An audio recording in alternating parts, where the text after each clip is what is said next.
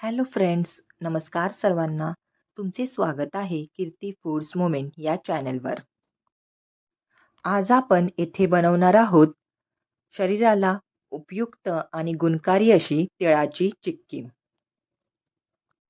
चिक्की म्हटलं की गूळ आलाच. गूळ सुद्धा आपल्याला शरीरासाठी फार उपयुक्त असा आहे. त्यामुळे आपण आज तीळ आणि गूळ या दोन्ही जिन्नस वापरून तिळाची चिक्की बनवणार आहोत. चला तर मग रेसिपीला सुरुवात करूयात.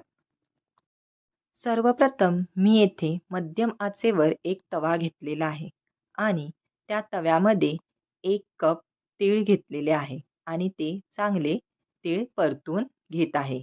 तुम्ही इथे बघू शकता, मी तिळाला चांगले परतवत आहे. साधारण तीळ 5-7 मिनिटे तरी चांगले भाजले पाहिजे. थोडेफार खरपूस झाले पाहिजे, अशा प्रकारे तीळ भाजले पाहिजे. तुम्ही येथे बघू शकता ते चांगल्या प्रकारे भाजलेले आहेत. आता येथे आपण एक कढई घेतलेली आहे आणि या कढईत 1 चमचा तूप घालून आपण यामध्ये 1 कप गूळ घालणार आहोत आणि या गुळाला आपण चांगले परतवणार आहोत. तुम्ही येथे बघू शकता, तुपामध्ये मी अशा प्रकारे गुळाला चांगले परतवत आहे. गॅस येथे मध्यम आचेवर ठेवायचा आहे किंवा कमी ठेवला तरी चालेल. गुळाचे मिश्रण थोडेफार गरम झाल्यानंतर, घट्ट असे झाल्यानंतर आपण त्यामध्ये तीळ घालणार आहोत. असे हे भाजलेले तीळ घालून आपण ते गूळ आणि तीळ एकत्र करून एकजीव करणार आहोत. तुम्ही येथे बघू शकता, मी येथे त्यांना चांगल्या प्रकारे एकत्र करत आहे आणि त्याला चांगले एकजीव करून ठेवलेले आहे. आता चिक्कीसाठी अशा प्रकारे तीळ आणि गुळाचे मिश्रण झाले पाहिजे. येथे परफेक्ट असे मिश्रण तयार झालेले आहे. आता आपण चिक्की सेट करायला घेणार आहोत. त्यासाठी आपण एक प्लेट घ्यायची आहे आणि त्या प्लेटला चांगले तूप किंवा तेल लावून ठेवायचे आहे आणि मग या प्लेटवर हे मिश्रण घालायचे आहे. अशा प्रकारे प्लेटमध्ये मिश्रण घातल्यानंतर ही चिक्की आपण 4-5 तास सुकण्यासाठी ठेवणार आहोत.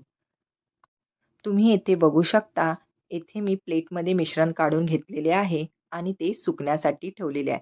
पण मिश्रण गरम असतानाच आपण याच्या चाकूच्या साहाय्याने काप करून घेणार आहोत. म्हणजेच चिक्कीचा आकार करून घेणार आहोत. जशी तिळाची चिक्की असते तशी. आपण हे चाकूच्या साहाय्याने याला चिक्कीचा आकार देणार आहोत. तुम्हाला जसा पाहिजे तसा तुम्ही चिक्कीला आकार देऊ शकता. अशी ही तिळाची चिक्की शरीराला फार ऊर्जा देते. त्यामुळे ही फार गुणकारी अशी आहे. अशी ही तिळगुळाची चिक्की आपण कधीही खाऊ शकतो. याचे सेवन करू शकतो. तुम्ही येथे बघू शकता, मिश्रण गरम असतानाच अशा प्रकारे चाकूच्या साहाय्याने यांना मी आकार दिलेला आहे. अशा प्रकारे चिक्कीच्या आपल्याला वड्या करून घ्यायच्या आहेत. 4-5 तासानंतर चिक्की सुकल्यानंतर या आपोआप आपण हाताच्या साहाय्याने यांच्या वड्या करून घेणार आहोत. अशा प्रकारे येथे मस्तपैकी तिळाची चिक्की तयार झालेली आहे.